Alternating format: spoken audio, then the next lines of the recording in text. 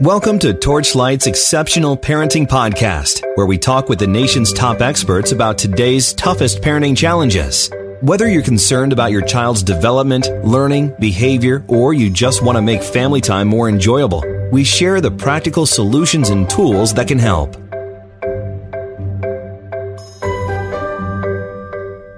Hey everyone, welcome to Torchlight's Exceptional Parenting Podcast. I'm your host, Stefanie Boucher, and today we are going to discuss the importance of teaching your child how to self-advocate. As parents, we all want our kids to become strong and independent adults, but in order to ensure that that happens, we need to teach them how to get what it is that they need when they need it, and do so under a variety of circumstances. I'm here today with two amazing guests. Natalie Borrell is a school psychologist who works with high school students and is also an academic life coach at Life Success for Teens, which she founded in order to help young people plan for their futures and develop the life skills they need to become successful in the ventures of their choosing. I'm also here with Alison Grant. Alison has been teaching for 16 years and is also a licensed school counselor.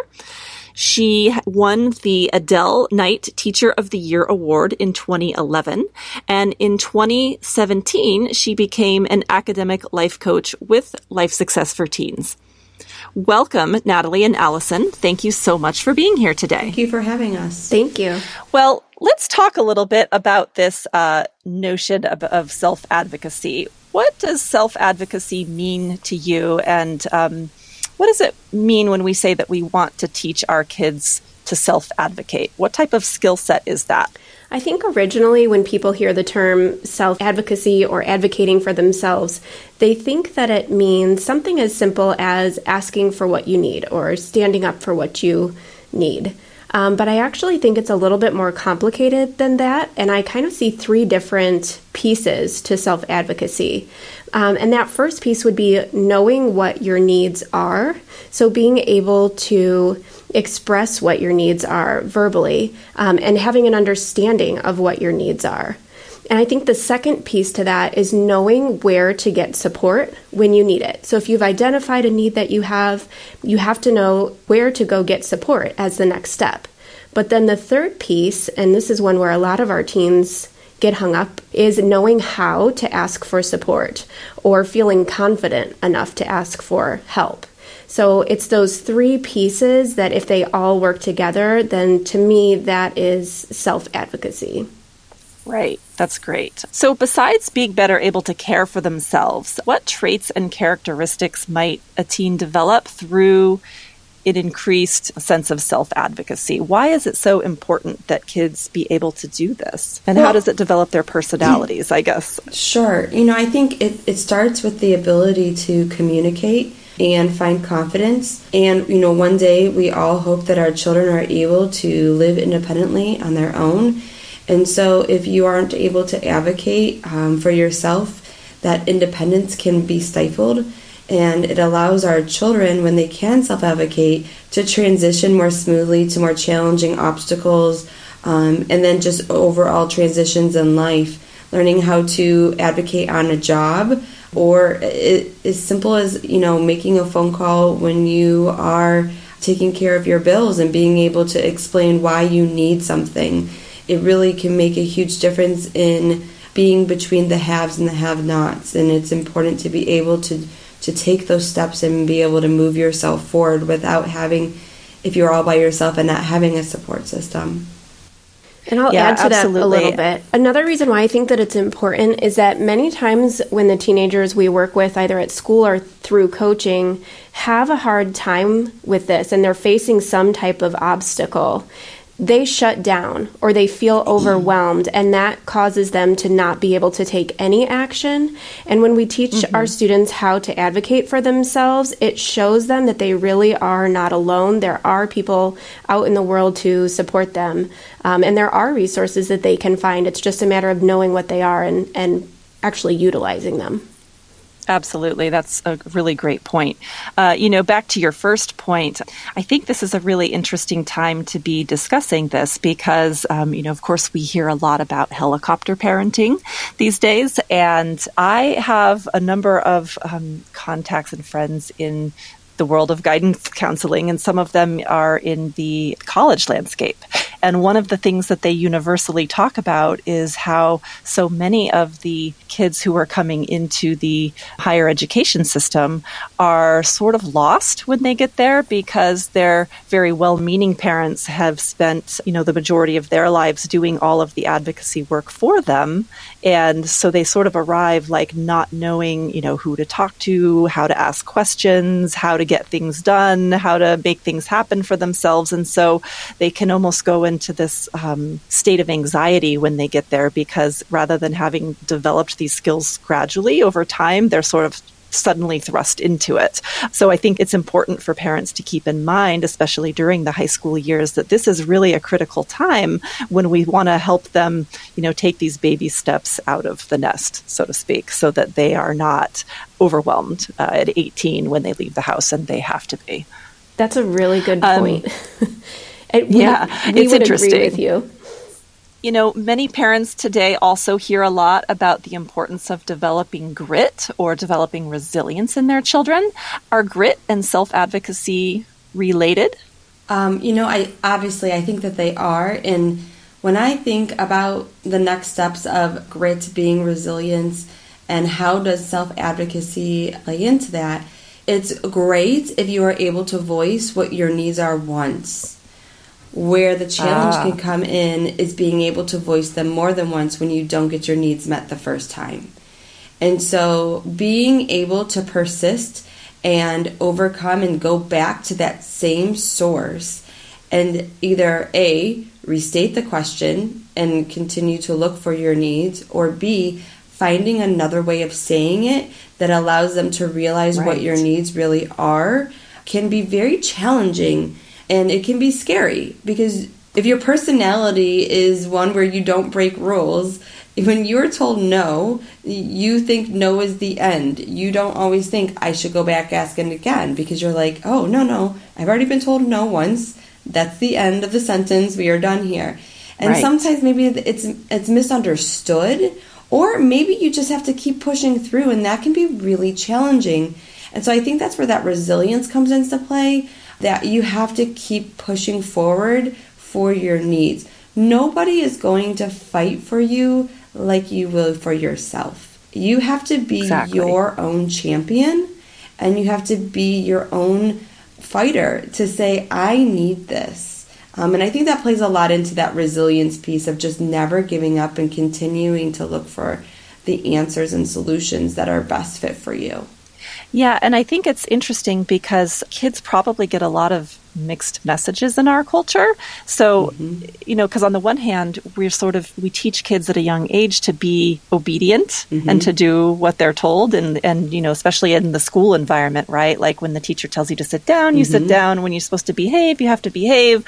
And you're supposed to follow instructions. And so there's this lifetime of learning how to obey that takes place. And so it's almost instinctive when someone gives you a no as an answer that you would say, oh, okay, that's it, as you were saying, because you're almost trained to do that. And so it's kind of an unlearning process to get them to say, well, maybe no isn't the final answer. Maybe I have to keep going. So that's interesting. Well, and I think there's one other part to that is it's about the way you approach the situation.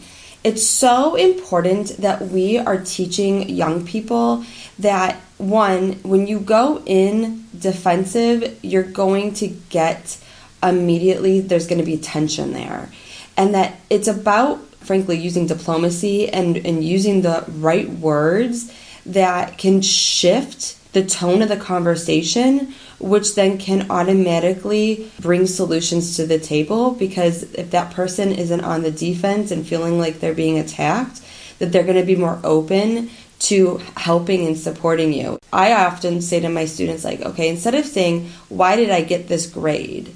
Saying, what could I have done differently to gotten a better grade? And just that change in the language totally shifts the conversation.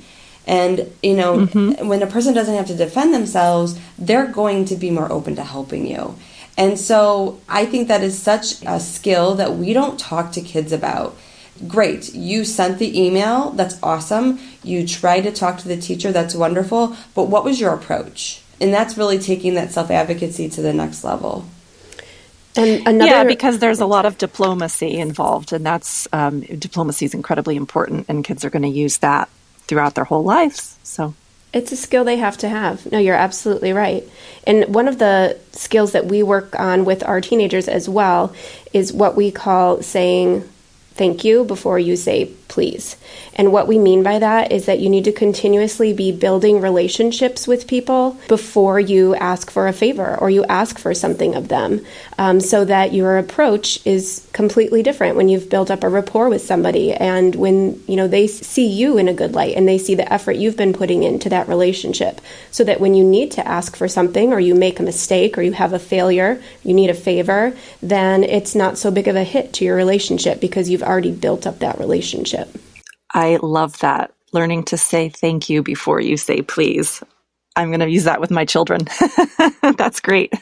So self-advocacy obviously will look different at different ages and stages of life. During the adolescent and teen years specifically, what types of things do you guys like to see kids learning on their way towards greater independence? What do you typically work on with them? I think the biggest one that Alison and I see would be asking teachers for help. Mm-hmm. Our kids are so nervous for whatever reason to approach their teachers, even the ones that are, typically A and B students, even the ones that have fairly good relationships with their teachers. The feedback that we get from them is they will think I'm stupid if I ask a question. And that is just so not the case. So I think the main one is being comfortable approaching a teacher to ask for help, and also how to problem solve. So if you come up to a teacher and, for example, maybe you're questioning a grade, knowing how to do that in a respectful way, stating what the issue is, but asking the other person's opinion and still being respectful. So asking teachers for help and problem solving with teachers. Some other examples would be applying for jobs and having an interview. Those are skills that our teenagers really have a hard time with because it's new to them. They haven't really had much practice interviewing, so we work on interviewing skills with them and clearly communicating. I am in the field of special education, and so for a lot of our students who have special needs, we really focus on being able to explain what their special needs are and what types of supports that student needs in order to be a successful student. Yeah, that's really interesting. So, and I'd like to touch on the needs around having a disability for a moment. What would you recommend to students in particular who have special needs, who maybe feel in the classroom environment like their IEP isn't being followed or they're struggling in a particular area? What is the best way to advocate for themselves in that situation? Yeah, that's a really good question. So I think the first step is to understand where your needs are. So what I mean by that is if you have a learning disability, which areas do you struggle with? Is it basic reading? Is it the decoding of the words? Or is it understanding what you read? Or is it the fluency with which you read? Where do you need the support? Or perhaps a student has ADHD. What does that mean for your learning? And so understanding what the disability or the impairment is, I think, is the first step. And that's a conversation, that can either be had with your family or the physician or, counselors that you work with in or outside of school. But I think the second part is that students, especially at the upper middle school and high school level, need to be a part of their own meetings, whether it's a 504 plan or an IEP meeting. Yep. They're not going to miraculously develop the ability to advocate for themselves when they graduate. So we have to be working on these things and weaving in understanding what their needs are and advocating for themselves throughout, middle school and high school. So I've had students at the high school level where I approach them about their IEP meeting and they look at me with a blank stare and they say, "What's my IEP?"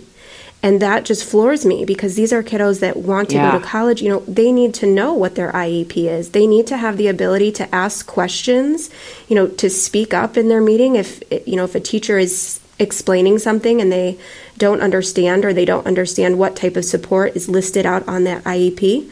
That all needs to be explained to them.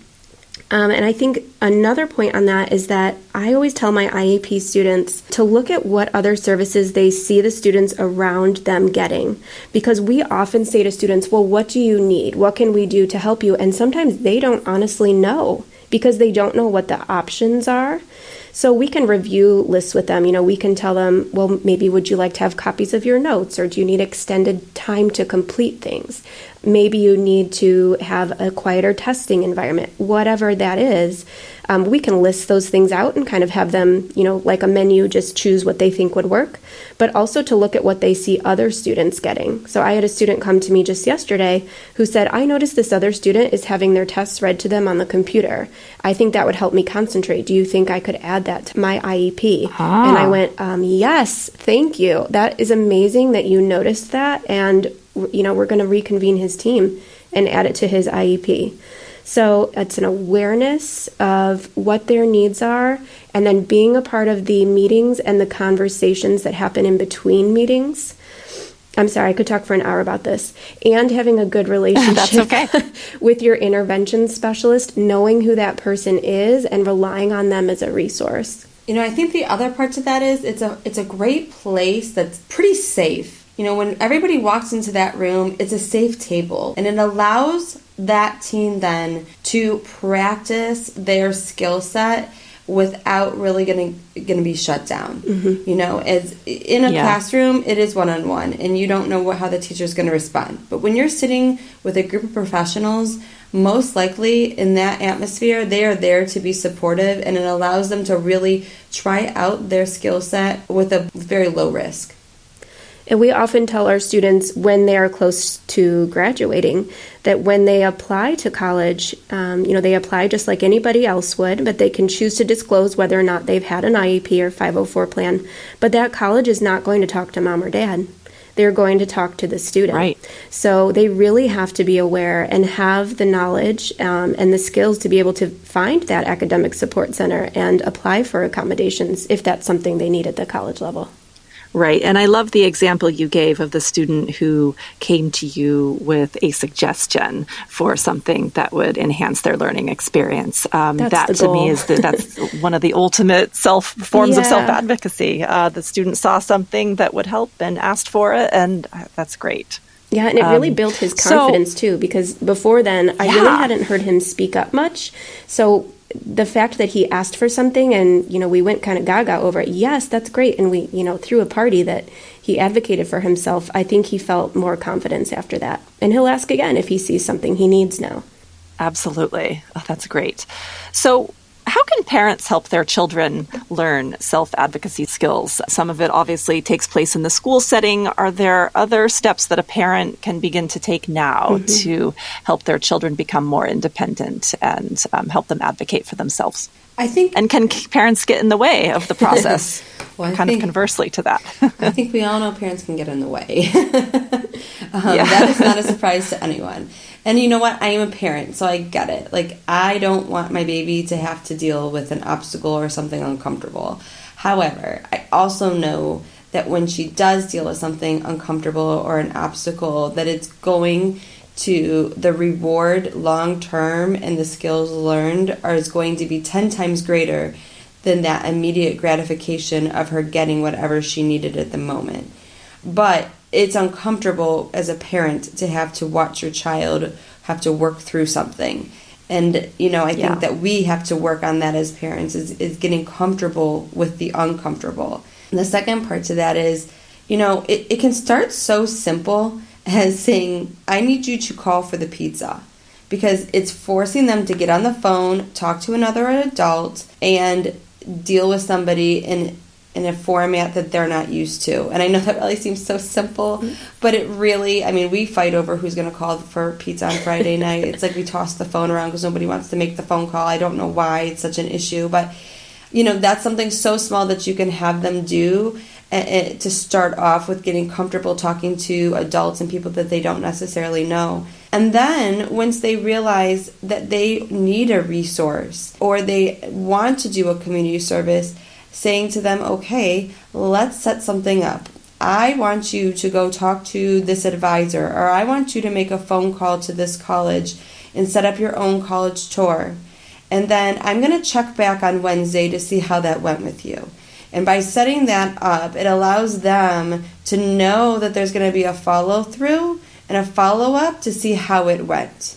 And if it didn't go well, at that point you can say, okay, why didn't it go well? Or why didn't you make the phone call? What is it that you need that you didn't have before, that it didn't either, you didn't find success or you didn't do it at all? And then that forces you to kind of maybe scaffold it and give them the language that they need, help them, find the phone number. That's usually pretty easy at this point. But whatever it is that they needed, even if it's practicing the phone call, giving them those skills and building their confidence outside of that experience. And then when they go into that authentic experience, they're then able to utilize their voice and their opinion and then get the resource that is important to them. Mm-hmm. Great. I want to ask quickly, because I don't think I did at the beginning, tell me a little bit about the field of academic life coaching. This seems like somewhat of a new field, or perhaps it isn't, but if it isn't, it's certainly growing at least. How is the type of support that one might get from an academic life coach different than what a child might receive from his or her school? Yeah, that's a really good question. So academic life coaching is a fairly new field. There are not too many of us yet, but it's definitely growing. And I should say that Alison and I both got into education, thinking that we were going to change the world one kid at a time. And unfortunately, in the world of public education, there's a lot of red tape, and it takes a lot of paperwork to get the kids the support that they need. Mm-hmm. And personally, I found myself frustrated with that, and I literally started Googling, what can I do with my school psychology degree? And that's how I found academic life coaching. And what makes it so unique and different from a tutor or, a psychologist or the services that a student might receive in school is that it is completely individualized. We work one-on-one with students, and we're working on not only academic skills like organization, time management, and study skills, but we're also working on life skills like planning for your future, communication, self-advocacy, learning resilience. And so it's so different from the relationship that, a tutor would have, or a counselor, or even a parent. And we really tell our kids that, we're coaches. We're a coach, just like an athletic coach. Your football coach or your soccer coach helps you reach your goals. And if you make a mistake, they help you correct it. They help you practice so that you can get to your end goal. So we love this field because it really allows us to meet a student where they're at and help them take the next baby step and then the next baby step and feel that confidence of being successful so that they want to rinse and repeat that in all areas of their life. And the other part that I love about this job is because we customize the curriculum to our students. I could be working with one client that is transitioning from college into a profession and figuring out what their passion is and their path for life.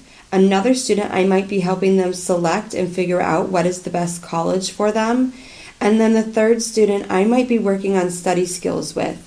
And the beauty of it is that when you have access as an educator and you know what resources are out there, because we work with them so regularly, we can then pick and choose and say, this is what we're going to focus in on today. It's not cookie cutter, but it's amazing that I can help a young person find their passions and skill sets and allow them to really flourish all in the same day as talking about their grades. And one day we may just touch on the fact that how are you doing in your classes and identifying and making sure they're on the right path.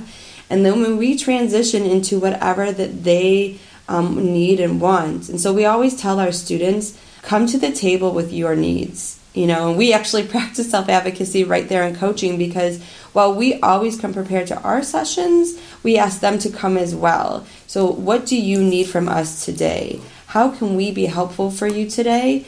But at the same time, okay, now let me tell you what I would like to offer you. And then we say to them, are you comfortable with what we're working with today? Or is there something that you would not like to work with or you would like to postpone?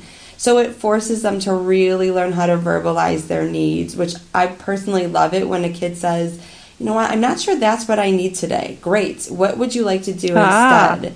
Like that, at first they think they're afraid. I tell them, you're not going to hurt my feelings. Trust me. Right. There's nothing greater than when they are like, I need this instead. I'm like, bingo, ding, ding, ding. Awesome. Let's do it.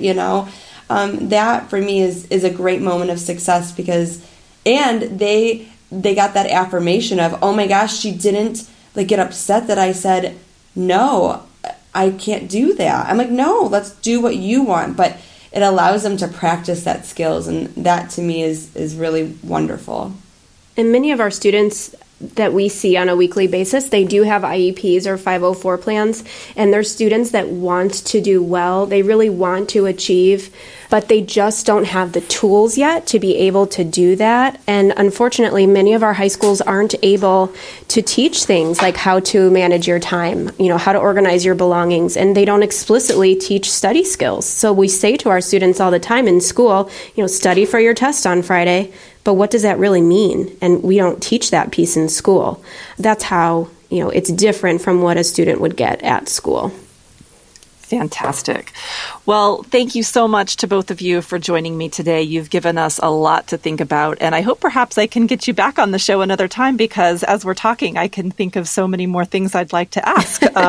So maybe we can make that happen. Absolutely. For our listeners, if you'd like to learn more about this topic, you can log into your Torchlight account and check out the e-guide called Helping Your Child Self-Advocate. If you'd like to learn more about our guests, you can find out more about them and their coaching business at lifesuccessforteens.com. That's all for now. Thank you so much and see you next time. Thanks for listening to Torchlight's Exceptional Parenting Podcast. Find this and other episodes on iTunes, Spreaker, and Podcast Go. If you're interested in bringing Torchlight Child or any of Torchlight's other caregiving products to your workplace, please contact info@torchlight.care. That's info@torchlight.care.